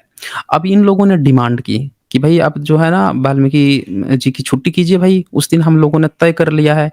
क्योंकि किसी को वाल्मीकि का तो वो पता नहीं था कि वो कब जन्म लिए हैं, क्या लिखे हैं, कुछ लिखे हैं कि नहीं लिखे हैं। वो तो लाल बेग था, उन्हीं का नाम कर दिए वाल्मीकि। लाल बेग जो थे, लाल बेगी समाज जो था, उनकी जो स्तूप की तरह अपने टेम्पल बनाते थे, वही हुआ था। उन्हीं का नाम बस वाल्मीकि कर दिए थे, नाम बदल दिए थे। अपडेट वोट कुछ याद नहीं था, बस तो एक काल्पनिक बना लिया गया कि हम उसी दिन मनाएंगे जी, तो ये मना लिए। अब उन्होंने उस दिन कहा कि भाई आप छुट्टी भी करो, ठीक है। अब लेकिन वाल्मीकि जन्मदिन उसी दिन मनाया जाता था जिस दिन गुरु नानक का जन्मदिन मनाया जाता था। इसीलिए पंजाब की वाल्मीकि सभा द्वारा फैसला किया गया कि वाल्मीकि जन्मदिन अश्विन पूर्णिमा को मनाया जाए। अब दोनों लोग एक ही दिन मनाते थे तो टकराहट हो गई। अब दोनों में से किसी को नहीं पता था। ये भी बात सही थी कि गुरु नानक जी का भी जो जन्म है वो भी विवादास्पद है, उसको भी डिसाइड किया गया है पब्लिक के द्वारा। ऑथेंटिसिटी नहीं है कि किस दिन हुआ है। पहले तो दो बार मनाया जाता था अलग अलग, लेकिन बाद में वो डिसाइड किया। अब क्या हुआ कि यहाँ पे भी इनका भी जन्मदिन वहां से हटा के चेंज कर दिया गया। पहले जो है वो मनाया जाता था कार्तिक पूर्णिमा को, अब जो है अश्विन पूर्णिमा को शिफ्ट कर दिया गया वाल्मीकि का जन्म। वाल्मीकि समाज ने तय किया कि अब हम अश्विन पूर्णिमा को मनाएंगे, ताकि अलग से छुट्टी गजट कराई जाए। क्योंकि उस दिन तो छुट्टी रहती ही है, अब इस दिन हम करा देंगे, एक महीना पहले अश्विन में करा देंगे, तो फिर हमको उस महीने भी छुट्टी मिल जाएगी। पंजाब में अश्विन पूर्णिमा की छुट्टी गजट करा दी। चले, पंजाब ने छुट्टी भी गजट करा दी। पेप्सू में गैर कांग्रेसी सरकार कायम थी। तो ये सारी चीजें जो है वहां पे चल रही थी, इनका भी इन्होंने जिक्र किया है। अच्छा, लिखते हैं, वह जानते थे कि ये लोग बच्चों की तरह कांग्रेसी नेता, कांग्रेस की भी जो उनकी जो राजनीति है उसकी भी इन्होंने पोल खोली है। लिखते हैं, कांग्रेसी नेता अछूत जातियों की मनोवृत्ति को अच्छी तरह समझते थे। वह जानते थे कि ये लोग बच्चों की तरह हैं जो छोटी छोटी चीजों से खुश हो सकते हैं। अतः यह छुट्टी असोज यानी अश्विन पूर्णिमा को सही मानकर गजट कर दी गई। तो ये आप देख सकते हैं दोस्तों कि आज की डेट में जो मनाया जाता है, बहुत सारे लोग तुलसी जयंती मनाते हैं, बहुत सारे लोग ये वाल्मीकि जयंती मनाते हैं, और भी इस तरह की बहुत सारी जयंतियां जो मनाई जाती हैं, इनका अपना कोई भी ऑफिशियल रिकॉर्ड नहीं है। लोगों ने अंग्रेजों के समय में एक दूसरे की देखा देखी तय कर लिया कि हम इस दिन मनाएंगे, और फिर उन्होंने जो गवर्नमेंट से डिमांड की कि भैया आप हमारी छुट्टी करो, ये हमारे आराध्य हैं, तो गवर्नमेंट ने अपने पब्लिक वोट बैंक के लिए छुट्टी भी गजट कर दी, और इस तरह से ये मनाई जाती है। अब जरा सोचिए कि हम लोग किस 21वीं सदी में कहाँ पे जी रहे हैं दोस्तों। किस चीज़ के भूखे हैं? हम लोगों को क्या चीज़ चाहिए? ये चीज़ हमें थोड़ा-सा समझना पड़ेगा कि हमें चाहिए क्या? हमें इस 21वीं सदी में जहाँ पूरी दुनिया आगे बढ़ रही है, वहाँ हम काल्पनिक चीज़ों को छुट्टी पॉलिटिकली हम छुट्टी चाहते हैं कि छुट्टी जाए और उसको हम धूम-धाम से मनाने की कोशिश कर रहे हैं। मेरे ख़्याल से मेरी साउंड तो आ रही होगी ना? ओके, तो चलें फिर हम इसमें आगे बढ़ते हैं। 1 मिनट यहाँ पे कुछ हुँ। तो इस तरह से जो है छुट्टी गज़ट करा ली गई। अच्छा, कांग्रेस को इसमें कोई आपत्ति नहीं हुई, छुट्टी गज़ट करा दी। अच्छा, इसके बाद से अब क्या होता है कि पंजाब के बाद दिल्ली और उत्तर प्रदेश आदि सूबों में भी यह माँग हुई। इस चीज़ को समझिएगा दोस्तों, इससे आपको पूरा इतिहास पता चल जाएगा कि किस तरह से वाल्मीकि जयंती जो है, उसकी शुरुआत कराई गई है और ये भी ब्राह्मणिकल सिस्टम की एक सोची-समझी चाल है। अगर आप इनकी किताब पढ़ें भगवान दास जी की, तो इन्होंने कांग्रेस की ये पॉलिटिकल राजनीति थी उस समय कि उसने कैसे इन चीज़ों को एक धार्मिक रूप दिया, लोगों को इसमें फँसाया और ये कह रहे हैं कि यह छुट्टी वहाँ भी गज़ेटेड या वैकल्पिक कर दी गई। देखें, धीरे-धीरे दिल्ली और उत्तर प्रदेश में भी हो गया। अब वाल्मीकि को शासकीय स्वीकृति मिल गई और भंगी बड़ी धूमधाम से जुलूस आदि निकालकर जलसे करके वाल्मीकि जयंती मनाने लगे। हिंदी भाषी प्रदेशों में भंगियों की एक जाति का यह सबसे महत्वपूर्ण दिन है, परंतु वाल्मीकि जयंती पब्लिक मीटिंग जुलूस तक ही सीमित है, घर परिवार में इसका कोई महत्व नहीं। तो ये बिल्कुल सही बात है, जुलूस-वुलूस निकाल लेते हैं लेकिन घर परिवार में कोई नहीं मनाता है और देखें कि इनको पकड़ा दिया गया लेकिन आज तक कोई ब्राह्मण समाज का व्यक्ति जो है अपने घर में वाल्मीकि का फ़ोटो रखता है? वाल्मीकि की पूजा-पाठ करता है? नहीं करेगा। ऋषि-ऋषि तो आपसे खूब गाएगा कि हमारे ये ऋषि हुए हैं, वो ऋषि हुए हैं और वाल्मीकि का क्यों नहीं करता है वो? बता दीजिए हमें, वो ऋषि नहीं है? क्यों नहीं करता है? तो वो सच्चाई जानता है, ये जानबूझ के यहाँ पे पकड़ाया गया है दोस्तों, इस चीज़ को हमें समझना पड़ेगा। जो कुछ किसी सच्चाई पर आधारित नहीं होता, वो अधिक समय तक नहीं चल सकता। यही हालत वाल्मीकि तहरीक की है। कल के प्रगतिशील अछूत ने अपना सामाजिक स्थान ऊँचा करने के लिए अपनी जाति को अच्छा-सा नाम दिया। कन्क्लूज़न है दोस्तों, अच्छे से समझिएगा। फिर इतिहास में से कोई संत, कोई प्रसिद्ध व्यक्ति ढूँढा और उसे अपना गुरु मान लिया। फिर मनगढ़ंत कहानी बना ली गई। भारत में हिंदुओं की अन्य जातियों ने भी ऐसा ही किया है। कायस्थों ने चित्रगुप्त से अपना अपना रिश्ता जोड़ा। इस चीज़ को समझिएगा, यहाँ पे ये सारी उन बातों का पोल खोले हैं जिसमें उन्होंने ये बताया है कि भारत में जितनी भी जातियाँ हैं सब किसी न किसी को अपना वो बना लेती हैं। तो ये बोलते हैं कि कायस्थों ने चित्रगुप्त से अपना रास्ता जोड़ा, बढ़ई लोहार विश्वकर्मा को जाति का संचालक मानते हैं, चमारों ने रविदास को जाति का गुरु मान लिया तो जुलाहे कबीरपंथी बन गए।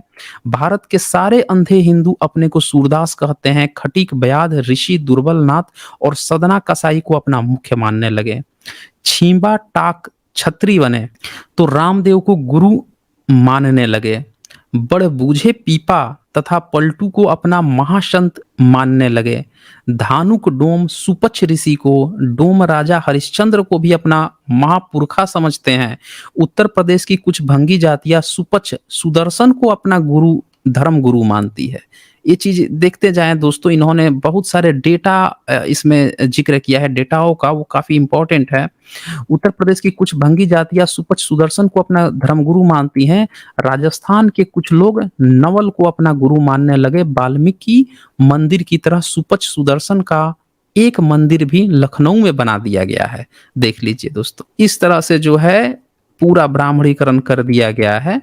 इसी तरह बहुत सी जातियाँ नित नए गुरु संत महात्मा ढूंढा करती हैं और उन्हें अपनी जाति का संत, हीरो, गुरु आदि मानने लगती हैं। अछूतों में लगभग 1039 जातियां हैं। हमें इतने ही जाति गुरुओं के लिए तैयार करना चाहिए। भंगियों ने यही किया, परंतु भंगियों की सभी जातियां वाल्मीकि को अपना गुरु नहीं मानती, न ही उनका जन्मदिन मनाती है। देखिए, इसमें भी दो फाड़ है। सारे भंगी समुदाय के लोग वाल्मीकि जयंती नहीं मनाते हैं और क्या करते हैं उनकी जन्मदिन नहीं मनाते हैं वाल्मीकि की। अच्छा, एक चीज़ यहाँ पे पॉइंट समझिएगा दोस्तों, जितने ज़्यादा महापुरुष होंगे, जितने ज़्यादा को आप अलग-अलग मनाइएगा, उतना ही आपका कास्ट में डिवीज़न होगा, उतना ही ज़्यादा आप कास्ट में बँटेंगे। जैसे आप मान लीजिए कि जितने भी अछूत समाज हैं, तो अब अछूत समाज में अगर आप आपके पास हजार ऐसे लोग हैं, रविदास जी हैं, आपके पास कबीर हैं, आपके पास गुरु नानक जी हैं, आपके पास जो है ये लाल बेग हैं, वाल्मीकि को भी एक्सेप्ट कर लिया और भी इतने जितना, तो सब सब लोग सब तो नहीं मानेंगे, कुछ कुछ मानेंगे और जो मानेंगे फिर उनका आप अलग से नाम दोगे कि ये वो है इसीलिए वो मानता है। कुल मिला के इससे समाज बंटता है दोस्तों। मेरा ये कंक्लूजन रहा है कि जितने ज्यादा महापुरुष को कोई अकेले या इकलौते मना रहा है, उतनी ज्यादा हम जातियों जातियों में बंटते जाते हैं और समाज से कटते जाते हैं, उतना ज्यादा विखंडन होता है। कुछ लोगों ने इसका एक रास्ता निकाला है कि जब भी कुछ नया कुछ करते हैं, कुछ कॉन्फ्रेंस वगैरह करते हैं, इस तरह की कुछ बातें करते हैं, तो सबकी एक एक करके फोटो लगा देते हैं। वो संख्या बढ़ते जा रही है। अब कई जगह तो ऐसी स्थिति आ गई है कि 22, 25, 30 फोटो लगाने पड़ रहे हैं। और अभी धीरे धीरे और भी बहुत सारे ऐसे महापुरुष आते जा रहे हैं जिनकी आप फोटो लगाएंगे तो मुझे लगता है कि कुछ समय बाद 100 फोटो ना हो जाए, अब पूरा वहां पे जो है फोटो का अंबार लग जाए। मुझे लगता है कि देखें दोस्तों, इट्स ओके, सब हमारे महापुरुष हैं, सब के सब हमारे महापुरुष हैं, लेकिन अभी जो हम लोगों की जरूरत है ना, वो इन यूनिटी की जरूरत है। और यूनिटी एक से आती है दोस्तों, यूनिटी जो है एक से आती है। हमें किसी महापुरुष को छोड़ने जोड़ने या बाइकआउट करने की अभी उतनी नहीं जरूरत है, हमें अभी यूनिटी की जरूरत है। यूनिटी एक से आती है, एक रहेगा तो हम उस पर फोकस में रहेंगे। यही है हमारे, बाकी सब भी हैं हमारे, सब हैं ठीक है, लेकिन वो एक हैं, मंच पे एक हैं। लेकिन अगर हम इस तरह से वो करते रहें कि चलो उनका भी लेके फोटो लगा ले, उनका भी लगा ले, उनका भी मन रह गया, उनका भी मन रह गया, तो हम कहीं ना कहीं एक तुष्टीकरण की नीति अपना रहे हैं। हम यूनिटी की अभी भी बात नहीं कर रहे हैं, हम एक शॉर्ट टर्म खेल रहे हैं। लोगों को मतलब कि समुदाय को, अच्छा उस समुदाय उस महापुरुष को मानता है, चलो उनकी भी फोटो लगा लेते हैं तो उनका भी नहीं। दोस्तों, हमें एक ऐसी जागृति विकसित करनी है ना कि वो भी इस बात को समझ सकें कि हमारा महापुरुष सिर्फ एक है, हमारा महापुरुष एक, हमें जोड़ना है ना। हम 1000-100 फोटो लगाकर सबका मन नहीं रखना है, अभी हमें इकट्ठा होना है। आदर रेस्पेक्ट तो सबका करेंगे, ऐसा थोड़े है कि कोई रविदास जी का रेस्पेक्ट नहीं करता या कोई लाल बेग का रेस्पेक्ट नहीं करेगा या फिर कोई जो है कबीर जी का नहीं करेगा, गुरु नानक जी का नहीं करेगा, ऐसा तो है नहीं। और भी बहुत सारे महापुरुष हैं, लेकिन उसको ना सेंट्रलाइज करना पड़ेगा हमें, तभी जाकर हम यूनाइट हो पाएंगे, ठीक है ना। ये तुष्टीकरण की नीति से जो है ना, समाज जो है जिंदगी भर तुष्टीकरण में ही फंसा रह जाएगा। अच्छा, आगे जो है ये लिखते हैं कि भंगियों ने यही किया। ये देखिए कितना खूबसूरत पॉइंट इन्होंने लिखा है, बड़ा गहरा लिखा है। इन्होंने लिखे हैं, अछूतों में लगभग 1039 जातियां है, हमें इतनी ही जाति गुरुओं के लिए तैयार रहना चाहिए। समझ रहे हैं, इतने ही जाति गुरुओं के लिए, मतलब इतनी जाति है तो सब अपना अलग अलग बना लोगे तो कितने सारे गुरु हो जाएंगे। इसको और समझिए कि और क्या कहना चाहते हैं, गुरुओं के लिए तैयार रहना चाहिए। भंगियों ने यही किया, परंतु भंगियों की सभी जातियां वाल्मीकि को अपना गुरु नहीं मानती और न ही उनका जन्मदिन मनाती है। उत्तर प्रदेश और बिहार का हेला, ये नाम जरा समझिएगा और सब लोग, बड़ा इंपॉर्टेंट पॉइंट है, समझिएगा और इसको समझने की कोशिश कीजिएगा। बिहार का हेला, डोम, डोमार, रावत, भूलभाली, बंसफोड़, भुइयां, धानुक, राजस्थान का लाल बेगी, मेहतर, बंगाल का हांडी या मुईमाली वाल्मीकि को अपना धर्म गुरु नहीं मानता और न ही वाल्मीकि जन्मदिन मनाता है। केवल उत्तरी भारत में रहने वाला भंगी जो कल तक लाल बेगी धर्म का अनुयायी था, ये ध्यान से रखिएगा दोस्तों, सिर्फ लाल बेगी का नाम वाल्मीकि कर दिया गया है, रामायण से कोई कनेक्शन नहीं है, राम से कोई कनेक्शन नहीं है, ब्राह्मण से कोई कनेक्शन नहीं है, वाल्मीकि कर दिया गया। लेकिन ऑटोमेटिकली जो मनाने वाले लोग हैं, ये ऑटोमेटिकली अपने को राम से अब जोड़ रहे हैं, जो कि आज तक इतने सालों तक लाल बेगी धर्म को ढोते आए थे दोस्तों। अगर जो मैंने अभी बहुत सारे पॉइंट्स नहीं दिखाए हैं इस बुक के, जिसमें उन्होंने साफ साफ दिखाया है कि कई सारे अंग्रेज जो हैं इस पर बैठ कर रिसर्च कर रहे थे लाल बेगी पे। उनका ये मानना था कि भारत में इतने सारे धर्म हैं, लाल बेगी भी एक धर्म है, और ये धर्म न मुसलमान है, न ईसाई है, और न ही वो है ये ब्राह्मणिकल सिस्टम का है। उन्होंने कहा कि इसके जो टेम्पल्स हैं वो स्तूपों की तरह क्यों है, इसके जो कुर्सी नामा है इसमें बुद्ध की, गौतम बुद्ध या इस तरह की चीजें क्यों आ रही हैं, उस पर इनकी रिसर्च चल रही थी। और उन्होंने कंक्लूड किया कि नहीं, ये ब्राह्मणिकल सिस्टम का कतई नहीं है। और आज देखें कितनी चतुराई से इनको घुसेड़ लिया गया, रामायण नाम बदल दिया गया, लाल बेग को वाल्मीकि कर दिया गया और रामायण से जोड़ लिया गया, जबकि इनका ताल्लुकात जो है बौद्ध मार्ग से हो रहा था सीधे सीधे। अच्छा, इसके बाद से यहाँ पे ये वो भी लिखते हैं कि वही वाल्मीकि जन्मदिन पर जुलूस आदि निकालते हैं, जो कुछ थोड़े लोग हैं जो लाल बेगी धर्म के अनुयायी थे, पब्लिक जलसे करते हैं, जिससे नेता लोग भंगी या सफाई मजदूर की झाड़ू टोकरी की मांग पर भाषण देते हैं। इन जलसों में अधिकतर भाषण देने वाले भंगी नेता अनपढ़ होते हैं, जो शिक्षित हैं वे समझ नहीं पाते क्या कहें। जो कुछ संस्कृत इतिहास में उन्होंने ने पढ़ा है वो भंगियों को सुनना पसंद नहीं, लिहाजा बात झाड़ू टोकरी के इर्द गिर्द घूमती रहती है। एक और पॉइंट दिए हैं कि भंगी समुदाय जो है वो संस्कृत ग्रंथ में जो बातें हैं ब्राह्मणिकल सिस्टम की वो भी उनको नहीं पसंद है, फिर भी वो वाल्मीकि को सिर्फ इसलिए एक्सेप्ट किए हुए हैं क्योंकि उन्हें ऐसा लगता है कि इनसे उनको मान सम्मान मिल रहा है। उत्तरी भारत में शिक्षित तथा ऊंचे पदों पर बैठे वाल्मीकि नौजवान उन सभाओं तथा जुलूसों में भाग नहीं लेते, न ही घरों में त्योहार की तरह इस पर्व को मनाते हैं। कुल मिला के कोई नहीं मनाता है, पढ़ा लिखा वर्ग भी नहीं मनाता है, बस ये लोग एक जुलूस वगैरह निकाल के थोड़ा सा लेकिन उसमें फंसे हुए हैं। इन जलसों में भाग लेने पर एक चीज को देखकर अफसोस होता है कि वाल्मीकि को अपनी जाति का गुरु मानकर यह गरीब तथा पिछड़ी जाति अपना सामाजिक तथा आर्थिक स्तर ऊंचा नहीं उठा सकी। ये ध्यान से समझिएगा दोस्तों, आप इसमें फंस गए हैं, हम इसमें फंस गए हैं, लेकिन हमारा सामाजिक और आर्थिक स्तर ऊंचा नहीं उठा है, बल्कि भंगियों ने संस्कृत के आदि कवि को जरूर भंगी बना लिया है।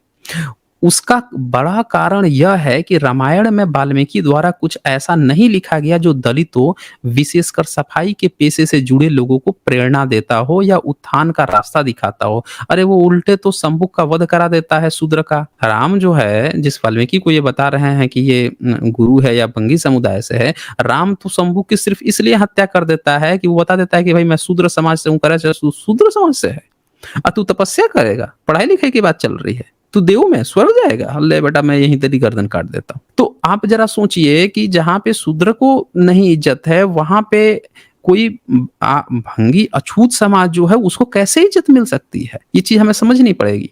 इसके विपरीत रामायण वर्ण व्यवस्था तथा दलितों पर किए जा रहे अन्याय और अत्याचारों को बढ़ावा देती है। उल्टे देख लीजिए, आप उस चीज को मान रहे हो जो चीज ऑलरेडी दलितों पे, एससी एसटी वर्ग पे, ओबीसी वर्ग पे जो अत्याचार को बढ़ावा देती है। अब जब शिक्षा का प्रचार प्रसार होने लगा है, लोगों की सोचने समझने की शक्ति पैदा होने लगी है, तो बहुत से शिक्षित नौजवान अब सवाल उठाने लगे हैं, आखिर रामायण में हमारे लिए क्या लिखा है जो हमें इसे प्रेरणा देता है, रास्ता दिखाता है। ये सारी भी बातें यहाँ पे करते हैं। अब ये एक और चैप्टर यहाँ पे लिखे हैं, स्पेशली दूसरी जातियां वाल्मीकि जयंती क्यों नहीं मनाती। भाई क्यों नहीं मनाती, इसमें ये लिखते हैं वाल्मीकि से संबंध जोड़ने वाली बहुत सी जातियां हैं, इनमें से मैसूर की अहिरिया, आंध्र के वाल्मीकुड़ु ब्राह्मण, बिहार के वाल्मीकि कायस्थ, पंजाब के मुहियाल ब्राह्मणों में बाली, महाराष्ट्र के महादेव किली, विशाखापट्टनम के पैडी और अन्य जातियां भी वाल्मीकि को अपना संत तथा महापुरुष मानती हैं, परंतु वे उत्तरी भारत के भंगियों की तरह उनका जन्मदिन आदि नहीं मनाती। उड़ीसा में कुरपरेट जिला में वाल्मीकि और डोम रहते हैं। जनगणना रिपोर्ट में थर्स्टन ने लिखा कि गोया और पैडी जातियों के लोग अपने को रामायण की रचना करने वाले वाल्मीकि का वंशज मानते हैं। वे घर में तेलुगु और बाहर उड़िया बोलते हैं। उनकी जनसंख्या 2000 के करीब में है। वे भंगी का काम करने वाले नहीं, खेती और जंगल में अपनी रोजी कमाते हैं। ये देखिएगा ध्यान से दोस्तों, केवल पंजाब के भंगी ही वाल्मीकि को अपना धर्म गुरु तथा भगवान मानते हैं, क्योंकि इन्होंने बाद में माना है। उनका विश्वास है कि वाल्मीकि ने रामायण की ही रचना नहीं की बल्कि सृष्टि की भी रचना की। उनका विश्वास है कि वाल्मीकि ने रामचंद्र के पैदा होने से 10,000 साल पहले रामायण लिखी थी। कमाल है। हिंदू धार्मिक नेता और लीडर हजारों लाखों सालों की बात करते हैं, परंतु इतिहासकार और वैज्ञानिक इस प्रकार की बातों को कोई महत्व नहीं देते। उनका विश्वास है कि वाल्मीकि ने घास से कुश को पैदा किया था। उनका विश्वास है कि वाल्मीकि ने पांडवों का यज्ञ संपन्न कराया था। उनका विश्वास है कि वाल्मीकि विष्णु का अवतार है। जालंधर और इलाहाबाद इसके 2 बड़े केंद्र है, जहां से इन विश्वासों को मजबूत बनाने के लिए हिंदी और पंजाबी में पुस्तकें व पंपलेट पत्रिकाएं छपते रहते हैं। तो ये आप देख रहे हैं कि किस तरह से जो है पूरा ब्राह्मणीकरण किया गया है। और भी बहुत सारी बातें हैं इसमें दोस्तों, मैं आप लोगों को रेफर करूंगा कि आप लोग इस बुक को एक बार जरूर पढ़िएगा। बहुत अच्छा, जिनको भी जानना है कि वाल्मीकि समुदाय जो है वो क्या है और भंगी समाज का क्या इतिहास है, वो लोग इस पुस्तक को एक बार जरूर पढ़ें। अच्छा, इसमें ये भी लिखे हैं वाल्मीकि जयंती का भविष्य क्या है, तो वही लिखते हैं कि इसका कोई भी भविष्य नहीं है, झूठ पर खड़ा हुआ चीज है और वो ज्यादा समय तक टिकेगा नहीं। आगे उन्होंने ये भी लिखा है इसमें कि कैसे जो है जो भंगी समुदाय है उनको जो कांग्रेस है वो राजनीति के लिए इन लोगों का इस्तेमाल की थी उन, और जो दंगे हुए थे, हाँ ये देखे क्या खोया क्या पाया। वाल्मीकि तहरीक ब्राह्मण और आर्य समाजी संचालकों का उद्देश्य केवल भंगियों और ईसाई और मुसलमान बनने से रोकना था। वे उसमें काफी हद तक सफल हो गए और अधिकतर भंगी आज भी हिंदू धर्म के गुलाम चले आते हैं। इतना ही नहीं बल्कि वे गुलामी से छुटकारा पाने की इच्छा भी खो बैठे हैं। उनकी इच्छा भी खत्म हो गई है कि हमको गुलामी से आज़ादी चाहिए। वो बस इसी में खुश हो गए कि भाई हमको तो वाल्मीकि से जोड़ दिया, भाई हम तो राम जी और पता नहीं कौन-कौन से कृष्ण के हमारे तो समाज से कोई लिखा था, यही काल्पनिक ख्यालों में वो खो गए। वो अपनी गुलामी नहीं वो हो पाए हैं, उनका जो सामाजिक स्तर है वो नहीं ऊँचा उठ पाया। इतना ही नहीं बल्कि वे गुलामी से छुटकारा पाने की इच्छा भी खो बैठे हैं, आज वो गुलामी से प्यार करने लगे हैं। वाल्मीकि तहरीक ने उन्हें बाकी अछूत आंदोलन से अलग करके जुदा खड़ा कर दिया है। हाँ, देखें ये चीज़ भी आई है कि वाल्मीकि समाज के बहुत से समुदाय जो हैं वो जो बाबा साहब का अम्बेडकराइड आंदोलन है, उससे जुदा हो गए हैं और ब्राह्मणिकल सिस्टम ने जानबूझ के ये फाड़ की है। ये चीज़ आपको समझना पड़ेगा। आज जब समूचे भारत का अछूत हिंदू धर्म के अत्याचारों के विरुद्ध आवाज उठाता है, वाल्मीकि का भंगी अनुयायी रामायण और हिंदू धर्म के गुणगान गाता नजर आता है। रामायण को अपना धर्म ग्रंथ और वाल्मीकि को धर्म गुरु मानने वाले हिंदू धर्म के खिलाफ आवाज उठा भी कैसे सकते हैं। भंगी नेताओं ने चूहड़ा नाम से छुटकारा पाने के लिए इस नए नाम को अपनाया था। उनका विश्वास था कि नाम से घृणा पैदा होती है, या उन्होंने नहीं सोचा कि केवल नाम बदल देने से आदमी का सामाजिक स्तर नहीं बदल जाता, घृणा करने वालों का मन नहीं बदल जाता। घृणा और पिछड़ापन से छुटकारा पाने के लिए उन्हें गंदा पेशा छोड़ देना चाहिए। तो ये बहुत सारी बातें कहते हैं। तो आज की जो प्रेजेंटेशन है मैं यहीं पे एंड कर रहा हूँ, और बाकी जो है आप लोग इसको आप देख सकते हैं। मैं वो श्लोक दिखा देता हूँ वाल्मीकि रामायण का। इसमें आप देखें कि उत्तरकांड जो है उसका 96 सर्ग है और उसका 19वां श्लोक है, जिसमें वाल्मीकि सीधे सीधे कहता है, रघुकुल नंदन मैं प्रचेता वरुण का 10वां पुत्र हूँ। मेरे मुंह से कभी झूठी बात निकली हो इसकी याद मुझे नहीं है। मैं सत्य कहता हूँ ये दोनों आपके ही पुत्र हैं। मतलब ये बता रहा है कि लव कुश आपके ही पुत्र हैं। वहीं पे बताते हैं वाल्मीकि कि भाई मैं जो है प्रचेता वरुण का, जो ब्रह्मा का मानस पुत्र है यानी ब्राह्मण हूँ, का 10वां पुत्र हूँ। तो ये साफ साफ आप देख रहे हैं कि वाल्मीकि रामायण जिसको कहा जा रहा है उसमें वाल्मीकि खुद ही अपने को ब्राह्मण कह रहे हैं। और आज जो लोग जो बाबा साहब के आंदोलन से हट के और जो सोच रहे हैं कि हम ब्राह्मण के उसमें घुस जाएंगे काल्पनिक चीज में, जो कभी लाल बेगी अनुयायी हुआ करते थे, जो एक बौद्ध मार्ग से जिसका कनेक्शन बताया गया है पूरी तरह से, तो ये देखें कितना बड़ा भटकाव है और कितना बड़ा सेंध है। जो भी समुदाय से लोग सुन रहे हैं मेरी बातों को, मैं उन सबसे रिक्वेस्ट करूंगा कि आप लोग एक बार ये जो बुक है उसको एक बार जरूर पढ़िएगा। कंवल भारती जी ने भी लिखा है, भंगी समाज और अंबेडकर साहब पर इस पर करके एक बुक लाई है, लॉन्च की है। वो भी एक बुक एक बार जरूर पढ़िएगा। आप लोगों को पूरा का पूरा जो कॉन्सेप्ट है वो क्लियर हो जाएगा कि कहाँ पे लैक हो रहा है। दोस्तों इस वीडियो को ज़्यादा से ज़्यादा शेयर कीजिएगा। सच्चाई जानने का अधिकार सबको है, हर व्यक्ति को सच जानना चाहिए ताकि वो ये तय कर सके कि उसे सच के साथ आगे बढ़ना है या झूठी काल्पनिक कहानियों के साथ आगे बढ़ना है। तो वीडियो देखने के लिए आप सभी का बहुत बहुत धन्यवाद।